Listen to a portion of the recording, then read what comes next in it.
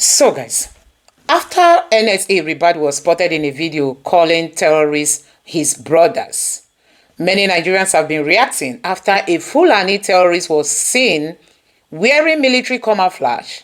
He set a military van on fire, videoed himself without covering his face, and boldly posted it on the social media, guys. Now, Ribadu has come under fire for the statement he made.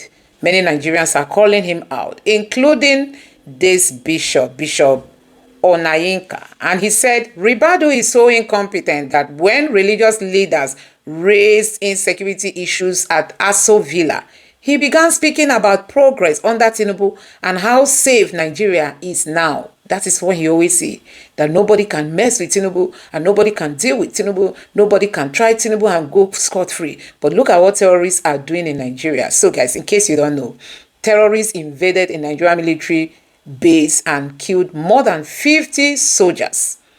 Apart from that, terrorists also killed a major.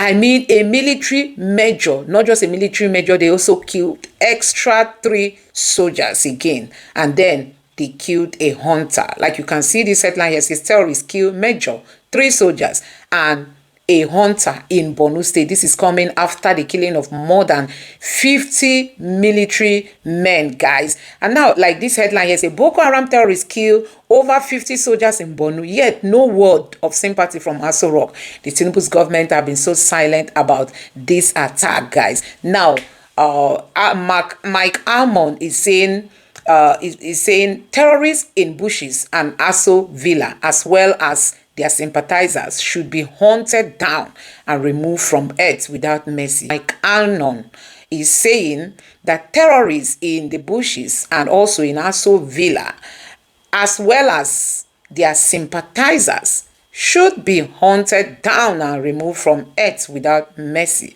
Mike Alnon is talking, guys, meaning he's saying there are terrorists in the bushes, there are also terrorists in Aso Villa.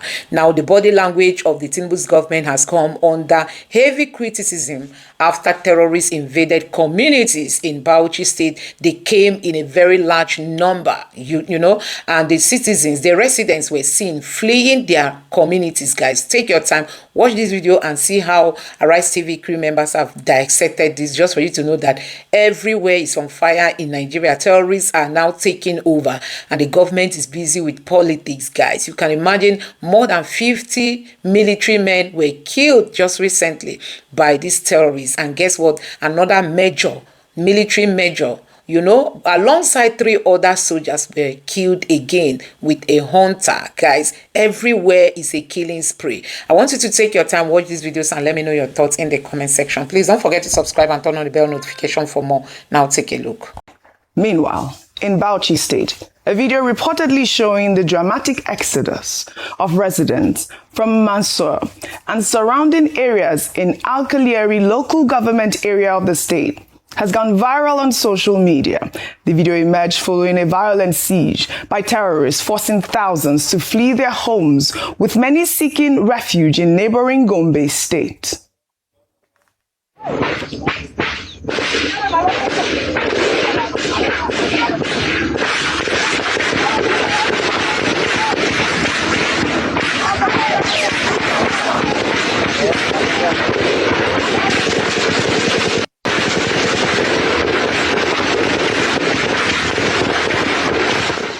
This was shocking.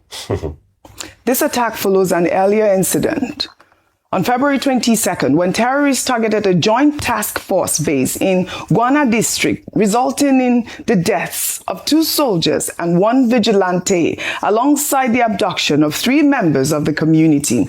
Eyewitness account described the perpetrators, estimated to be over 10,000 heavily armed assailants, possibly affiliated with Fulani terrorist groups or ISWAP, arriving on motorcycles and launching indiscriminate attacks across communities such as Diage, Guana, and Futuk, and others. Well, you know, the Bauchi State Governor Bala Mohammed has confirmed the invasion and announced an emergency fund of 50 million naira to assist displaced residents. He has urged for swift federal support to address the crisis. In response, the Bauchi State Police Command has deployed additional forces and reassured the public by increasing patrols and intelligence gathering to restore safety. I mean, this particular incident, there's been no report of casualty at the moment, but you saw that video, Ayo. I mean, it just felt like we were in Sudan or somewhere, a war zone at this moment. Yes, absolutely.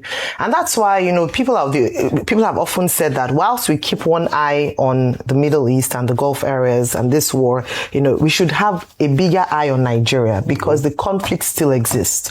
It would be quite hypocritical of us to criticize or analyze a war that, yes, affects Nigeria in one way or the other when we are still under siege in our own country. I mean, take a look at this. Whilst America and Israel are trading bombs or are at war with Iran, Nigeria is at war with itself, held under siege by bandits, terrorists, whom the government has not made, enough efforts to actually pull back. Look at this. Like you mentioned, it's almost as if it does in the south and the north. There's such a big difference when it comes to the state of insecurity. Yes. And if we think because you live in the south, you're insulated from this, it's only a matter of time before it continues to move in and in. Initially, we used to just talk about the northeastern states like, Zamfara, Borno state. Now we're seeing states like Niger, we're seeing Kebbi state, we're seeing states that are under siege by these bandits. Number one is that what can the state governors do? Not a lot, aside from, of course, the soft power provision of infrastructure to reduce the incentives to go into a life of criminality, engagement with locals so that they do not entertain, or they're able to receive intelligence from the locals so that they do not entertain these terrorists. But beyond that is that until we have state police, and that's why we keep talking about that, they can only do as much. And then now to the federal, the center. Whilst there's a lot of announcements being made, talk about the efforts made by the government to tackle insecurity, unfortunately, we are not seeing the direct impact on how safe and secure Nigerians feel in these areas. And so what we see is a reaction. We'll provide support. We'll release this amount of money to rehabilitate. But Nigerians should move away from that to see how we can prevent this from happening. And that's why I end on saying we must come back to the conversation around if we don't show a seriousness to tackling this issue around the financiers of terrorism, going after them, we do not, cut off their supply, their lifeblood in terms of their finances, we'll continue to have these issues. If we don't see arrests following these invasions by these terrorists, we will not see a lot happening in that regard. And so the big thing we keep talking about is that how can every Nigerian, irrespective of where they live in the country, feel safe and not feel like they're at war in their own country? Yes. Absolutely, a spot on. I mean, a lot of the people in the north actually do believe that they are at war. I mean, they do feel that they're at war. Every single day we're seeing such incidents, and now people are displaced. We hope for a day in Nigeria where we don't have any more IDP camps. Let's head out in the Middle East after the US and Israel launched coordinated airstrikes killing Iran's supreme leader, Ayatollah Ali Khamenei. Members of the Islamic movement in Nigeria, commonly known as Shiites, took to the streets on Monday, staging protests in major cities, including Lagos, Kanu, and Sokoto.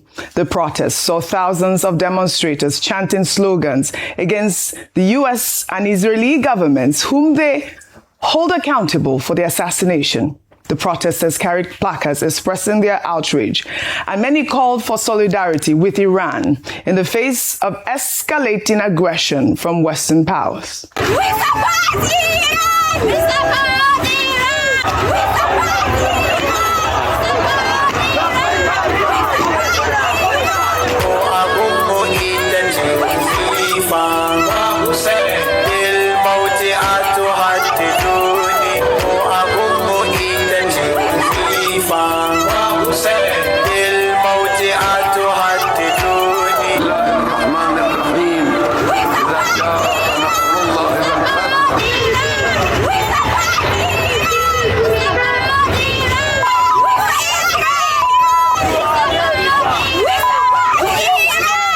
Well, in Lagos, protesters gathered around strategic locations, voicing their demand for the Nigerian government to take a firmer stance against foreign interference in Islamic affairs. Meanwhile, in Sokoto, the atmosphere was charged with demonstrators marching through the streets, leading to heavy police presence to maintain order. These protests underscore the growing discontent among Shiite communities in Nigeria, reflecting a deeper sentiment regarding the geopolitical dynamics in the region. Dr. Abati, we're seeing the ripple effect of this US-Israeli-Iran war. Now we're seeing, our Muslim brothers and sisters out there saying that, they support Iran and obviously expressing their grievance. The Shiite movement is very alive at this moment, with the supreme leader being, part of the movement as well. Okay, it's very unfortunate that an incident in the Middle East, which has to do with geopolitics, competition for power among the big nations and all that, the part of it that would be of interest to Nigerian citizens is religion. This is again an indication of how religion is such a sensitive issue in Nigeria. You have the Sunni Muslims in Nigeria who are in the majority. You have the Shiites, who are of the Shia ideological orientation in Nigeria. So it's easy to assume that this will be the Shiites who are dragging the American flag on the floor, who are dragging the Israeli flag. Yeah. My take is that many of these persons involved in this protest, they don't even know what the conflict is all about. They have no idea. Some individual may just have mobilized them to go and fight for Iran and support Iran. Something that, in terms of their own circumstances, is not religion that is affecting them. They should be more concerned about the implications for cost of living in Nigeria. They should be more concerned about the implications for the pump price of fuel, which, we spoke about earlier on, has already gone up in Nigeria, as it has also in many parts of the world. They are just protesting, religion, which is why religion will continue to be divisive in this country. Our expectation will have been that whether you are Shiite or Sunni, you should join the global community that is pushing for peace, because it is when the world is a peaceful place that all of us will be able to live. However, the Inspector General of Police, Tunji Diso, has already placed his commissioners around the country on alert to say that, they should ensure that a problem many miles away, does not become an issue for destabilization in Nigeria. And I think that directive by the Inspector General of Police Disu should be taken seriously by the policemen across the country, not to brutalize people, because they will insist on the freedom of expression, Section 40, Section 39, and the right to freedom of thought, Section 38. That's not what we're talking about. But to ensure that there's no breakdown of law and order, and that Nigerians don't start attacking themselves because of an incident in the Middle East. Even if anybody will say, we're a global village, but we should be prepared as a people in terms of how the fallout can affect us, not emotional demonstration down with this and all that. Yeah. No. The story continues to unravel. Over to Edo State now, where the governor of the state, Monday Okpebolo, shocked a crowd of protesters and activists on Monday when he joined the group to protest against the Benin Electricity Distribution Company. The protest was put together by the organized Edo people against BEDC oppression group in Benin City. Okpebolo, while addressing the crowd, agreed with them that BEDC is not doing enough. Let's take a look. We are all youth. Is that not so? Yes. Are we not Edo youth? Yes. So I've come to join you on the protest. The only way we can fight them is to bring stakeholders into this business of distribution. Yes. I want to let you know we will break the monopoly. And that monopoly does not belong to one man. So how do we do it? We have to operate like the way telecom operates. Bringing different stakeholders, bringing different companies so that we can have light. Our camera guy in the studio is from Edo State, your governor. Well, the governor said he would have a meeting today with stakeholders on the issue. However, ex-users have questioned why the governor of the state is joining the protest as opposed to assuring people that as their leader, he will provide or improve security and electricity supply in the state. I will take Adeni's tweet. He wrote, Nigeria is exhausting. How does a sitting governor join residents to protest electricity for something he has the power to fix? You're in government. Solve it. Leadership is not protest. In the meantime, a clip from President Bola Ahmed Tinubu's 2023 campaign has resurfaced online as it shows the president, then a presidential candidate, making a promise to voters that if he is unable to deliver stable and affordable electricity in his first term, voters shouldn't give him a second chance. Let's take a look. Whichever way, by all means necessary, you must have electricity, and you will not pay for estimated bill anymore.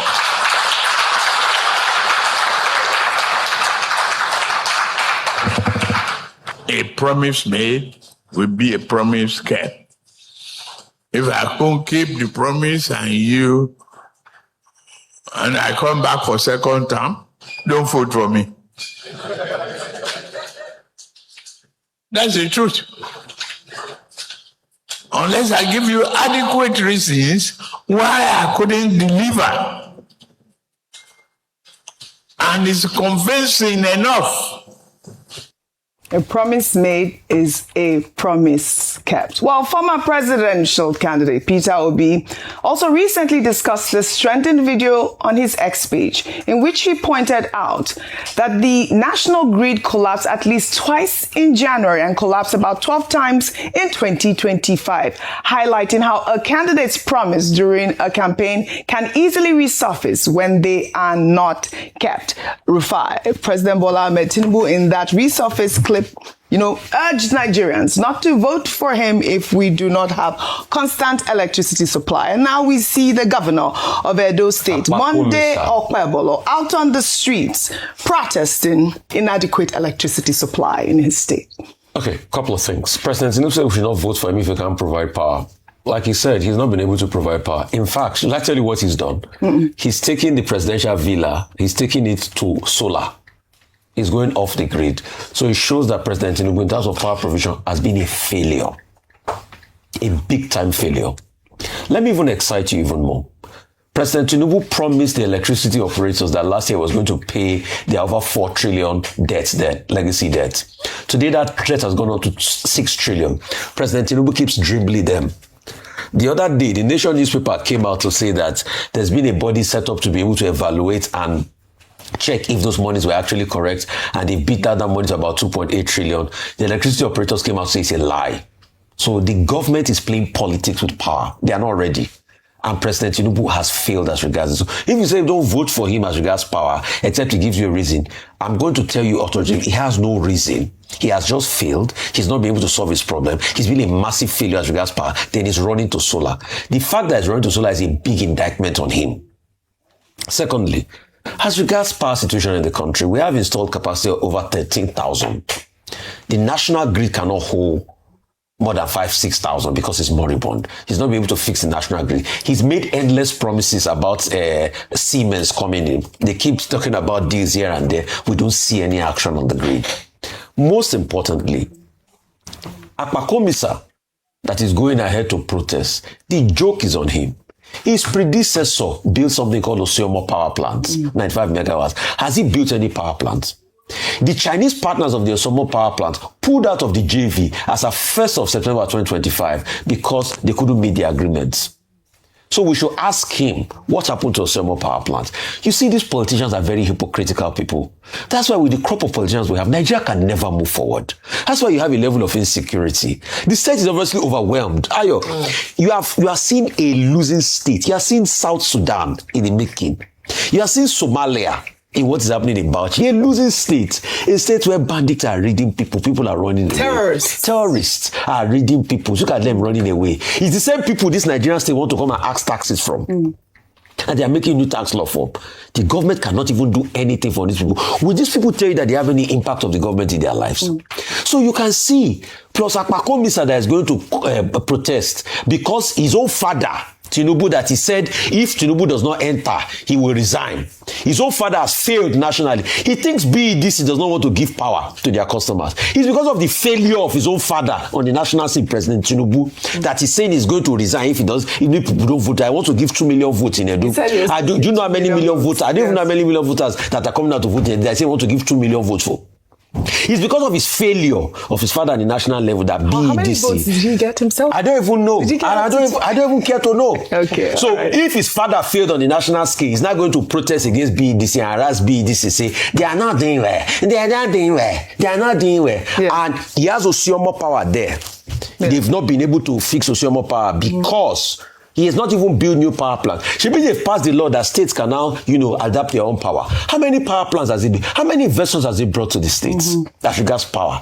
The Osioma one that is there, they left it. These guys are a bunch of jokers. All right, but the bigger picture really is about electricity. And, we do need constant electricity supply in Nigeria. I mean, I'll start again with my Ndukwa Nation. Ndukwa Nation is still in darkness. I've been talking about electricity in Ndukwa Nation. For so many years. But the governor of the state has promised and they are working, and I have seen some results already. So hopefully this year, 2026, Ndukwa Nation will have electricity by the grace of God. And we also... that's what you said last year. Last year was just half of the year, it was August. So the whole of 2026, let's see. I'm always optimistic. Yes. And you have we always have to. And the idea is about engagement. So we have to continue to engage with several stakeholders to make sure. Electricity is our right. Is it really not? Yeah. Come on. In 2026, we should be arguing about that. 2026. But I liked that optics to see the governor out there. Governor Monday Okpebholo. Oh, well, all right. Well, in another development, the Nigerian Police Council officially confirmed Tunji Disu on Monday as a substantive Inspector General of Police under the leadership of President Bola Ahmed Tinubu. As a result, users on social media have gone to his page to share videos as he is also a professional judo medalist. Let's take a look.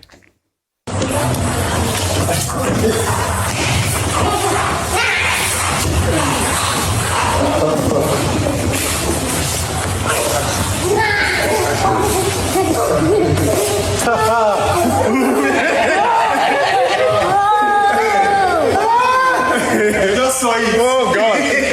I would have gone. He's dead.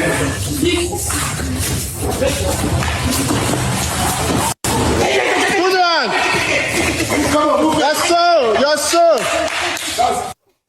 All right. People on social media have congratulated him. They're saying, I hope that he can fight, these criminals the way that he's doing. Disu has spoken about how he discovered the martial art while he was a student at Lagos State University. He has won a number of medals, including 2 gold medals at the National Sports Festival, as well as awards at the Nigerian Police and Armed Force Games. I love this story. Congratulations to the Inspector General of Police. Well, let's head over to Abia State now to highlight this video that has been trending online, showing an tense interaction between the state's governor, Alex Oti, and journalist Chiaka Nwabweze. The interaction, which took place during Governor Oti's monthly media chat last week, became intense after the journalist asked the governor to provide quantifiable evidence to show that his administration has improved the standard of living for the people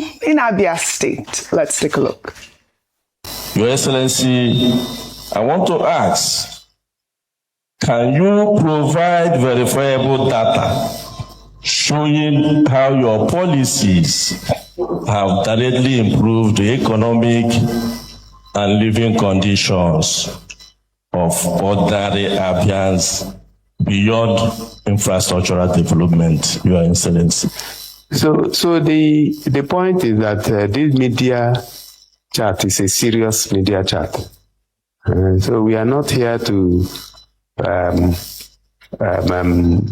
massage opposition. Okay, that we throw this open for people to ask questions doesn't mean that people should be stupid. So if you can't feel what is happening in the state where you live, then I'm sorry, I can't help you. So let's take this very serious.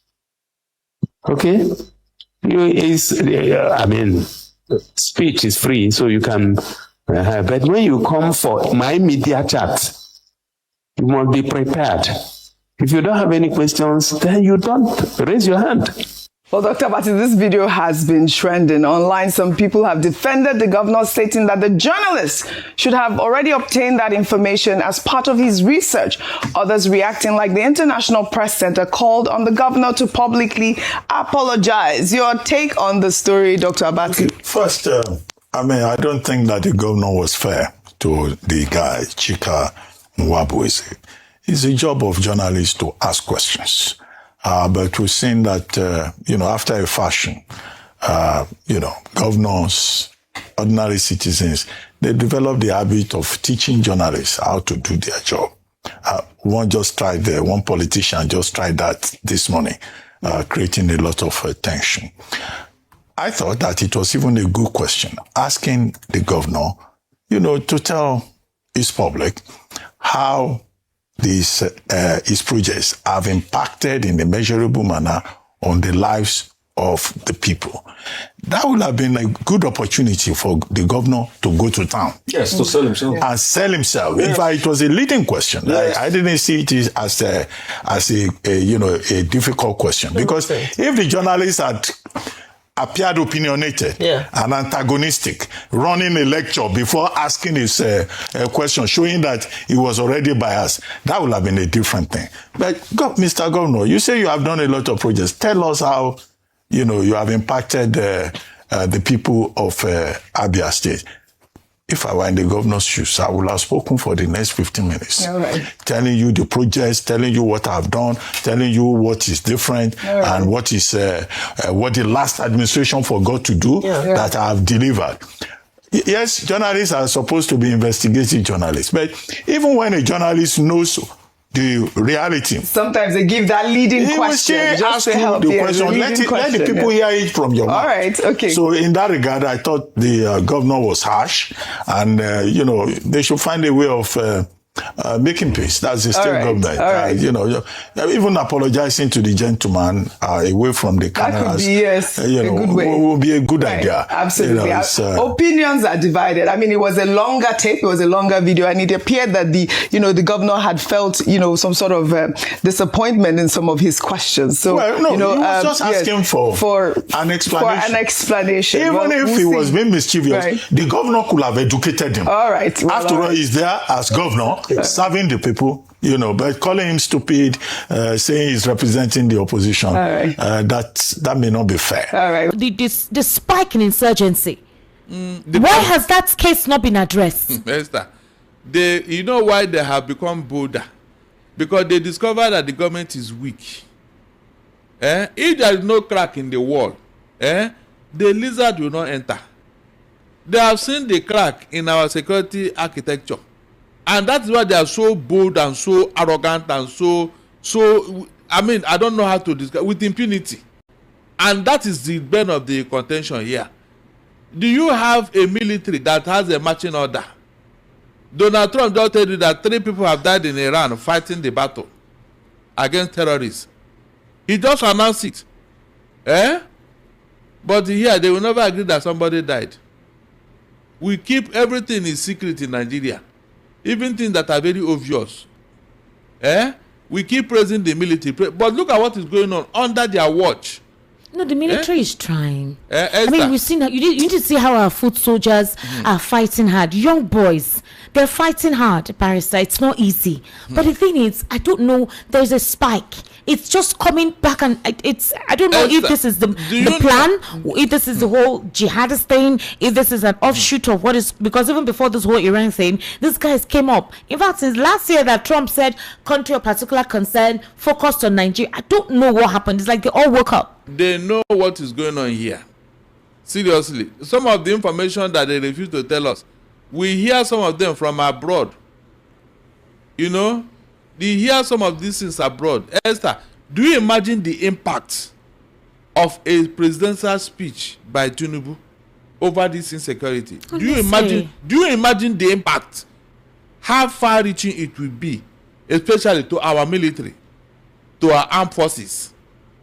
Just like Donald Trump said, deploy everything against these people. Donald Trump has been addressing his people every 3 or 4 hours. He can have a live address 3 or 4 times in a day. We don't have such an opportunity here. We don't have that. The funny thing, Barrister, is that when you address this, the supporters of the government will say you are being tribal, you are being nepotistic, or you are according to your friend Agbadin, he says we are sadists or whatever. But the reality of the fact is the country.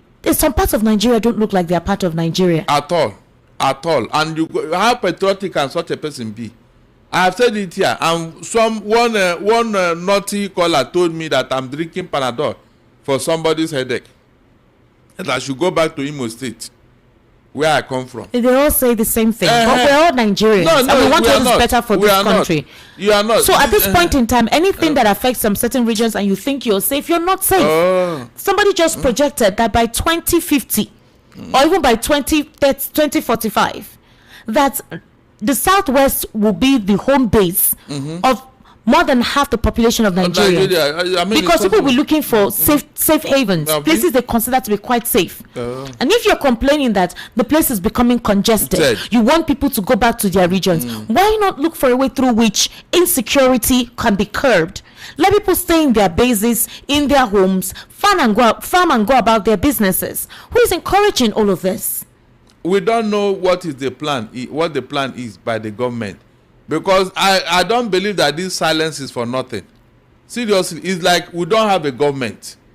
That is what it looks like now. We don't have a government. We are just hearing a name. But that name is not active as our leader. Because the U.S. themselves has issued an urgent security alert to citizens in Nigeria over Iran hostilities. Of course. There are talks that as it stands now, most of the cells, the ISIS cells, the ISWAP cells, they could activate them. They have already. Not they could. They have. That's why this thing is spreading. That's why they have become so bold. So bold. Unfortunately, we are in a Ramadan season and nobody is talking Esther. This thing is very, very unbecoming. Muslim leaders in Nigeria, where are you? Why not call these people to order that they are desecrating your religion, whether they are Muslims or not? That they should respect the Ramadan period that you are in. Is that not what they're supposed to do, Esther? Instead of pursuing the date of election and all that. The warning is coming not even for Nigerians per se. It's coming for U.S. citizens in Nigeria, specifically the U.S. Embassy and the likes. Of course. Especially those in Abuja and all those other areas, that there should be an alert that the terrorist cells could be activated and they need to be careful. So at this point, everyone would have expected that a national address will occur where these things, either the presidency tries to assure Nigerians that the alert is high from every security agency and apparatus, and that whether we have an air defense or not, but our troops are gallant to withstand anything that would happen, and that they already, whatever intelligence they have gathered with the U.S. troops in Nigeria, they are working to de-escalate anything that could come up as an offshoot with what is currently going on. It's already going on and nobody is challenging anybody. Can't you see it? You saw that battlefield. That is what you see in a that is even just one instance. Like I said, during the weekend, Reverend Dachomo was with the bodies where these terrorists came to attack them, and obviously they had to do a mass burial for them. You needed to see how their bodies were mutilated. They had to start sewing the body part and put those bodies inside. They were saying some people will start asking them that the coffins are empty. Because Sheikh Gumi alleged that the coffins were empty, and a couple of his followers and supporters were also, agreeing with the speculation he put out there that is not true. Yes, I like what he did, so that nobody will now doubt if such a thing happened. Nobody would. But the question is, Esther, have any Muslim leaders spoken? Esther, be sincere to yourself. Have you had? Murik is there. The other Islamic Council that were pursuing Amopito is there. Have they spoken? But when it comes to irrelevant issues, you will see them. They make statements. Trying to divert our attention. So the shedding of human blood is not important to them. In Borno State, these terrorists attacked an army base. They haven't. I'm serious, Barrister. Just yesterday, they attacked an army base. It's in the news. 50 innocent Nigerian men, Nigerian military men. You need to see the pictures. They are not. It's not a joke. Their bodies, and that's why I said they are trying. These are young men, cut off short. So they still keep deploying young people to go into the field to fight these guys. So what is going on? Why are we not getting? I'm not saying that the military is not trying, but our boys, our young men, are wasting. Because lack of political will to give the clear directives, and then lack of the right weapons. These are the two things that is bedeviling the Nigerian military. 50 army guys yesterday in an ambush on their base in Borno State, just gone like that. Esther, you heard what that military man said about giving amnesty to terrorists. Yeah, that yesterday. State governors are entitled to. Esther, have you had such a thing in your life? Have you ever had such a thing in your life? That is Nigeria for you. Is it not the political leadership that allows such a nonsense? Barris, I don't even want to believe that this is real, that we are going through this. Something is happening in Nigeria. Nobody wants to tell us. Whenever these attacks take place, they don't tell us. Because when you don't report the exact number of military men who were killed in the battlefield, you give room for speculation. You give room for people to add. But the thing is, a base was attacked. They took their weapons and all whatnot. Now the Nigerian military is fighting back. We're not trying to demoralize them. They're really trying. But the situation is becoming overwhelming. Now the question is, the troops that came to Nigeria, what are they doing? Because we were told that they were not going to assist in the war front, but they were going to train and provide intelligence. So what else will be done to boost the morale of our soldiers in terms of strategic thinking to, catch these guys before they attack? And when they attack, they come in numbers. You heard what that Reverend Father said, that Chomo. He said that the NSA did not allow them to be deployed to Jos. Rather, they were sent to Sokoto, Bauchi. Who should not be? Okay, you mean the soldiers? Yes, the American soldiers. The man said that the NSA did not allow them to be deployed to Jos, where they're having issues. And so because of that, next time they are going to fight for themselves. The man was saying it openly. And nobody had come to counter what he said.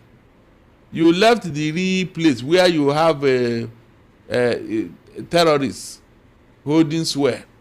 And you now deploy the American soldiers to places that they are doing Boy Scout. The hottest place in that area now, Benue and Plateau, where they're even living, they have taken over their villages and all that. And so you can see. Meanwhile, the president is not talking. Esther, I don't know why he just kept quiet. Is he no longer the commander-in-chief of the armed forces, Esther? Look at Donald Trump. He deployed his men to go to Iran and face them there. And they went. They went, Esther. That's why you are a commander-in-chief. Are you sure this president is not even afraid of giving the army the directives they should follow? Are you sure? Because whenever you want to hear a statement, we hear from Bayo Nonoga that the president said. The president said. The president condoned with these people. He condoned with these people. Meanwhile, the president is here in Nigeria. He's alive. He's well. Can't he speak? Something is wrong somewhere, Esther. Something is wrong. And the earlier Nigerians speak of, the better. You cannot be measuring on minor, measuring on politics. Whenever they want to defect, you will be at the forefront to receive the defector. You will be at the forefront to tell your party what to do. You will be at the forefront to give directives to your party. You will be at the forefront to tell them what to do and when to do it. Only you. But the real thing you swore to do for Nigerians, you have neglected it completely. It's like the president doesn't know that killings are going on. Seriously, he doesn't know that Nigerians are dying in numbers. And this is the same person that Nigerians want to vote into office in 2027. I'm telling you, they must have hypnotized Nigerians. Because you'll be asking yourself question. Come, the person that we voted the last time as the president, under his word, these things are going on, and he's not addressing it. And you want me to vote him again? On what ground? No, tell me on what ground? Esther, have I not told you here that you can never make any progress? With insecurity. In Gombe, terrorists killed and kidnapped children. Very recently, less than 24 hours, we saw what happened in Borno State, where they attacked the base of the Nigerian army there. 40 of the soldiers, or more than 40 of the soldiers, were killed. They were reportedly killed, and an army general, or will you call him a colonel, a very senior army general, they were killed. You're having sporadic attacks, and I'm worried that it almost feels like if it's not here, or if it's not close to home, then whatever happens there is nobody's business. The governors are not even coming out to say anything because they are APC states. I don't know, it's like they told them not to call out, not to lament, not to clap. I don't know what is going on. I would have thought that these states that have been experiencing this sporadic increase, this spike in insurgency, would have been declared as states of emergency. This is the kind of address we want to hear from the president, to be assertive, to be firm. The United States of America bombed Sokoto in December. The president kept mute, kept mum. We saw Bwala, Bayo Nanoga. They were the ones releasing statements and going to one media house or the other by saying they provided intelligence. One address was not given. The president now proceeded to travel. He came to Lagos. From Lagos, he traveled out of the country. Not one word. Nothing happened. That will tell you where they are. And up till now, we're just hearing and seeing press releases in reaction to issues. Address the people. What are you waiting for? That means, I've told you, their priority is not this insecurity. But Barrister, the Federal Republic of Nigeria, as a president, you represent all zones, all community, all regions. It is in your best interest for there to be no form of insurgency taking place. It will decapitate your government. It will cause confusion. Why is there no concerted effort? Why are we not seeing that disposition from you, that this thing that is going on, you don't like it? The president's wife went on a television program, I think CBN News thereabout, in an interview, where she said that this thing going on is not a genocide, it's like farmer-herder clashes, and that now that this is the election season, so all of this happening is politically motivated. That was what it was drawn down to, politics. That the killings taking place is politics, almost like it's the opposition that is feeling the insecurity. When the Minister of Defense has told us that there is a serious pressure from the Sahel, in Mali, in Burkina Faso, this guy is a serious pressure on the Sahel, and it has exponentially increased since 2024. And you're telling us that it is nothing more than farmer herders, or it's politically inclined? I don't think so. They are just telling us a bunch of lies. So since is it not 2009? We have been with this thing. We are talking of 15 years of terrorism. So throughout that 15 years, we are doing election, Abi. No, look at it. We have been doing election for 15 years now. It doesn't add up seriously. Election comes after 4 years. Is that not true? Is that when you experience any electoral activities and all that? So the first, second, and third year of your being elected into office, is there peace in Nigeria? No, let us begin to tick the boxes. Was there peace in Nigeria? You know very well that you are up to something, but you don't want to own up. I would have loved to give some examples here, but I will not, because whenever you give such example, people will leave the issue and start talking rubbish. What example do you want to give that people will leave the issue? How this thing has happened in the past and where it started. Yeah, because you say you know it now, somebody will divert your attention. Esther, the problem of Nigeria, remember, the particular region and the particular people it always starts with, especially when it comes to this civil war and all that, it's a serious political issue. From 1964, 1964 election in the southwest, Operation Wait here, that culminated in 1965, that Wole Soyinka had to go and announce the real result in one radio station in Ibadan. That culminated in his arrest, and then in 1966 coup, counter coup, of course, that resulted in 1967. Esther, where did this thing start from? Was it not from the southwest? Who was in office? Southwest.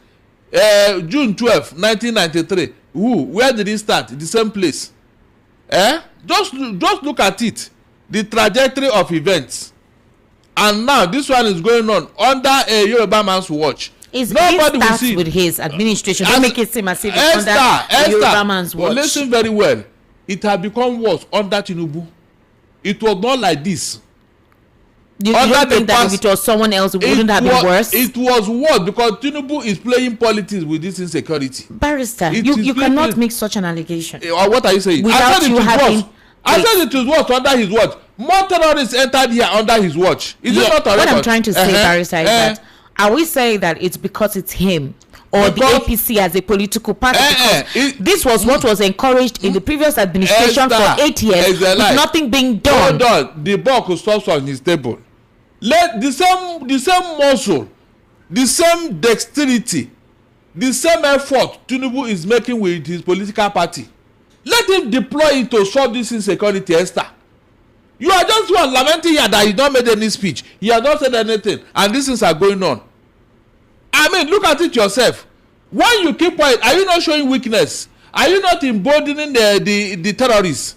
You just kept quiet. The other day, some people from the southwest said that he had left them to die. He's not thinking about their security. Is that not true? So how can I not call him out? Tell me, how can I not? Who should I call out? When he swore to protect life and property, and under his word, things are getting out of hand. Who should I call now? Please tell me who. Hold on, I should go and call Buhari. Is he the one in charge? You took this job, and you know what you people did before you came into office. How you brought these people here. All the things you people did. Now that you are not the person, you inherited the evil you people committed when the PDP was in office. Now clear the mess. Clear the mess for God's sake. Instead of terrorists sharing government with you, terrorists are not sharing government with this administration, and it's on record. There are places that our military cannot even enter because terrorists have already taken over that place, and nobody has given me order to flush them out. No order to flush them out, Esther. But Donald Trump, what is happening in faraway Iran? He has carried it on his head, though. He didn't wait for the terrorists to come close to America. He took the war to them. But here, these terrorists are walking all over the place. They are in fact, they are working with. They are trading the market with us. Esther, they are living with us now, and nobody who had that temerity to confront them. And you are telling me this and that. Please let me ask you, and I want you to answer me. IPOB that they call a terrorist organization, did they go this far? Did the IPOB, did they go this far? All the people that conspired and jailed them, they call it. Shame on you people. Shame on you people. IPOB or ESA, they didn't go close to, they didn't do 1/10 of what these people are doing. And you criminalize them, you call them names, and you jail an innocent man. With what nnamdi was agitating and what people are doing. Esther, please, which one is worse? Nobody is talking about it again. Well, they indicated that some of his broadcasts led to leave that them being cited as doing and the chaos that ensued after. Look, Esther, if these terrorists have done what nnamdi did, sincerely speaking, I won't even be too hard on them. I will say that they are Boy Scouts. I'm not joking. What did nnamdi? He made a statement, Abi. Making a statement and carrying gun and shooting people. Which one is worse? Please tell me. No, which one is worse? Gun and shooting people, taking over people's property, taking over their families, really? Displacing That's people. That's why I told you that if they have been making statements like nnamdi, I will not even bother. The law allow you to vent your anger. Freedom of speech is allowed. If that is what nnamdi did and you put him in prison, then shame on you. But the real terrorists, you cannot confront them, Esther. You can't even talk to them, not to talk of arresting. Look at the volley of bullets that these guys are releasing against innocent people, and they were running like a rat that is being chased by a cobra. You can imagine how these people, with the sound of that gun, are you going to wait? Hold on. If you are closer to where these things are sounding, will you wait? I'm sure the people around that village, all of them they have run to anywhere, but within that vicinity. With the noise of that gun, you don't need to be told what will happen if you decide to wait. Let's listen to Obe Ezekwesili. Let's listen to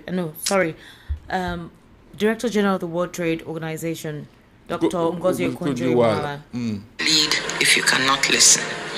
A leader must have empathy. A leader must have courage. To lead, you need to have the courage of your convictions because leadership is not easy. And to lead, you must also be a good follower. Diversity and representation is critical. You need to have all voices and all views in leadership positions because God made a diverse world and therefore we need to reflect that diversity. But I also insist on merit. It is those who have the capacity and merit leading who should lead. But what does that mean? Does it mean that within a diverse world you cannot find within each population those who are merit-worthy? The answer is no. Of course you can find them. And therefore you can have both merit, diversity, and representation. You can have excellence. You cannot lead if you can. All right, so that was Dr. Ngozi Okonjo. Of course. Iweala. We're going to take a very short break, ladies and gentlemen. You're currently listening to the Evening Rush right here on Voice of the People 90.3 FM. This is a platform where we resonate you and your thoughts, and we actually discuss issues from a logical point of view. Yes. Esther, you heard what Okonjo-Iweala said now. Yes. Does it not make sense to you? It does. Good. Why are the people that are benefiting from this, why are they keeping quiet? Esther, tomorrow now, we are the most accommodating people. We tolerate people. We do this. We do. You will not talk now. Esther, they will not talk. Let me hear, please. Let me hear. We're taking a very short break. Very serious. We'll be right back, obviously. Pretenders.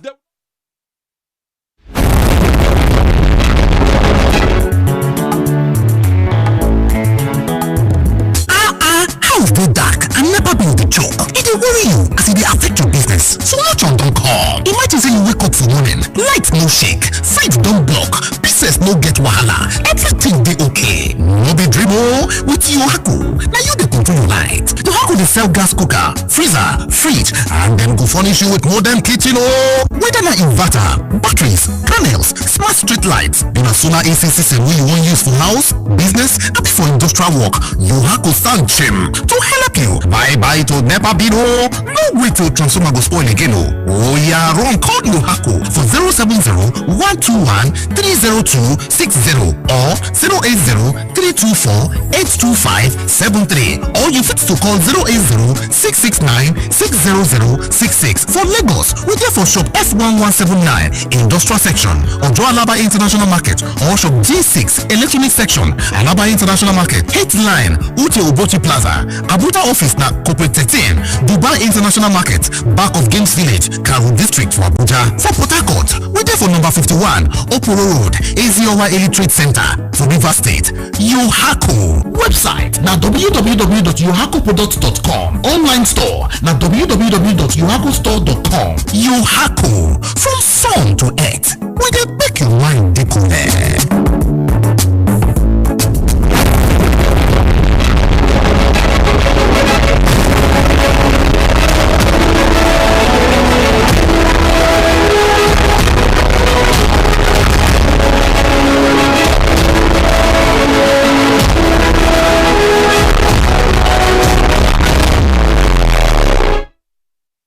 Welcome back. This is still the Evening Rush right here on Voice of the People 90.3 FM. Barry, so you were saying before we went on that break so we can open the phone lines. Yes, exactly. Look, I don't want somebody to come here one day or call on phone and be talking of tribalism. Look, I will get angry with that person. You cannot blame me for what you are guilty of. You cannot come here and make noise again that somebody talking of tribalism or divisive analysis. Meanwhile, you are the chief culprit. Why is it that nobody is talking over here, Esther? I mean, in large number.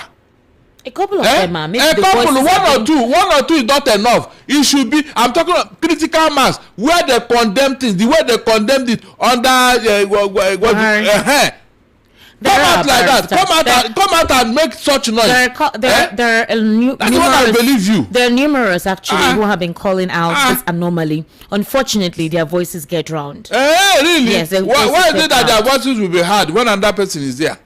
I mean, critical mainstream media, the Lagos Ibadan press, they are not highlighting this in the way they highlighted it in past regime. That they are not benefiting from, Esther. Is that how Nigeria will grow? Tomorrow now they'll come and tell you, they are not cooperating with us. A certain religion doesn't want our cooperation. It doesn't want. How can they cooperate with you when you have silenced them from governance? Esther, how? These are the issues. I said the way these people blame you for what they are guilty of is very annoying. Go to the mirror and look at yourself. Are you doing right? Are you doing the right thing? You want to unite Nigeria? You want to unite Nigeria through nepotism?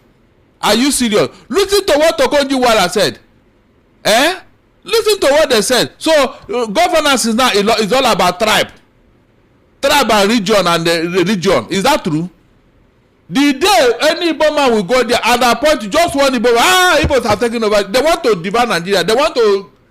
But Barrister, don't you think it's just a convenient distraction? No, wow. Possibly because they need to maintain political alliance with the North. So they don't want to trigger anything that could cause apathy. So maybe the tribalism towards the Igbos or the Southeast is just convenient because it's easy to look down or make derogatory statements. They are not doing it the right way. In fact, it is now. No, I never said they are doing it the right way. I'm just saying that. You know very well that they need the North. They need them politically. Oh, but they don't need the Southeast, Abi? Yes, it's very obvious. They don't need the Southeast. So it's very convenient to use, the Southeast as whatever, lash to whatever anger or whatever in them. And I'm talking about the APC supporters. I'm not referring to, an entire ethnic group. Obviously, this is politically induced. They know they need the Northern support. The 2023 elections, obviously, the North gave them more of the support, and they still need that Northern alliance. So anything that will poke them, anything that will cause any form of apathy or whatever, they don't want it. So it's like whatever it's obvious, they put their eyes away from it. They even show a sense of reverence. I read them on social media, specifically on X, how they react to issues, and when it's somebody from that region, they don't talk, they keep quiet. Okay. But if it's obviously, so it's convenient. Like I said, the president won the 2023 elections with more than 90% of the South is giving support to the opposition and not to the president. So it tells you that possibly in terms of political whatever, they don't need the support of the South. So it's easy for them to be a punch bag. But as a president who has arrived, you now are the president of the Federal Republic of Nigeria, not the president of a particular ethnic group. You ought to address the needs of everyone. And anybody that seems to be stoking the polity that creates tension or division or distrust, you are meant to arrest them. You're meant to take them, hold them accountable, just like what happened in Rwanda. So why are we not seeing that kind of precise measure for sanctity in the political space? Esther, the leadership style of Tinubu will backfire. Go and mark my word, it will backfire. But what I'm saying that the supporters, those of them supporting this evil, don't make noise. When you start reaping the fruit of your labor, don't make noise. Because when the chiefs are down now, you see all of them, they start denying. I did not support it. Me, I don't know him. He's not my brother. I don't know. We have seen this several. Esther, all of us will say no to this evil. All of us. All of us. Not when 2 people are talking, 10 people will be supporting. How can we move forward? No, tell me.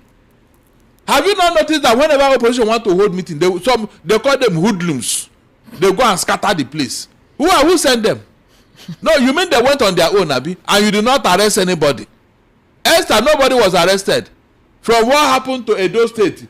No, they arrested one Steven guy who made a threat against Peter Obi. The DSS has taken him up. The petition was written to the DSS. His tweets obviously were presented. That one in Rivers? Yes, the one in Rivers. In Edo?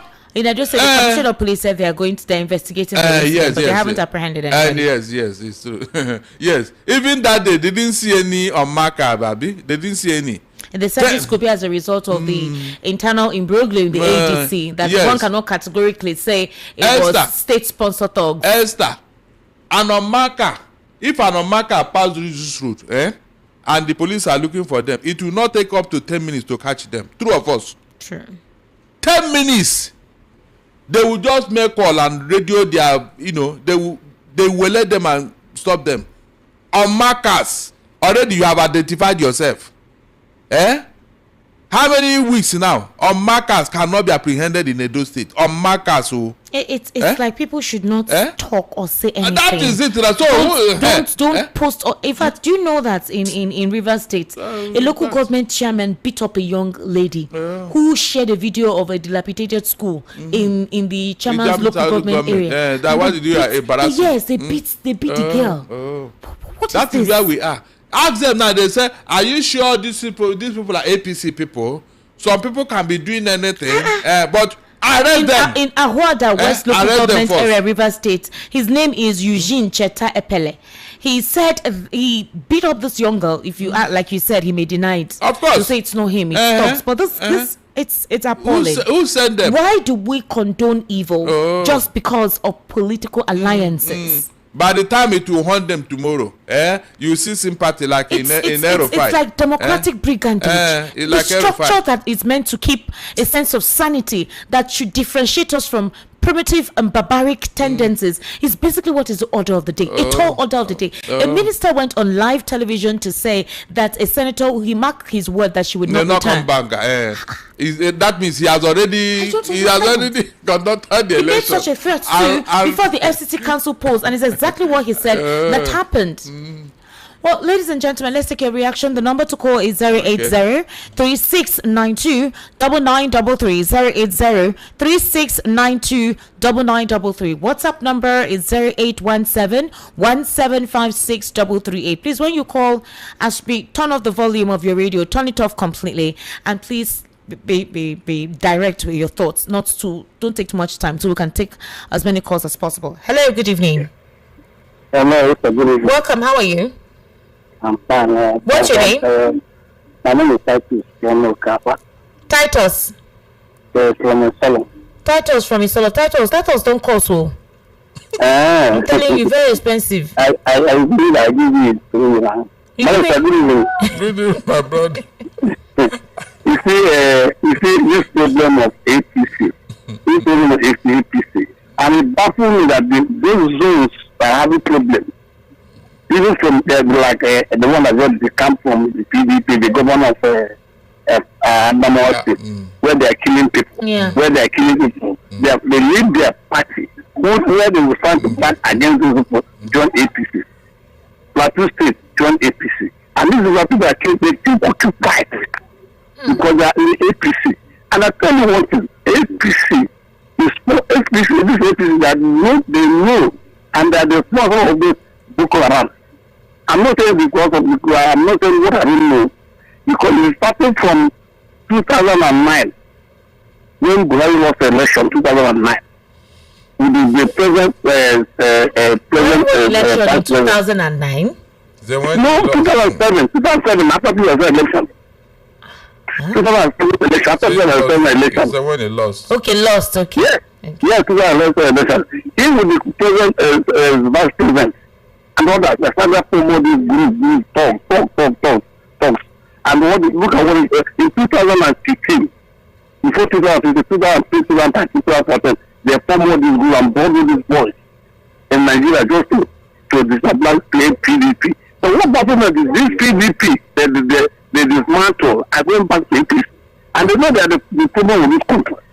So it's a very fast. So those are talking to is satisfied because they are there with him.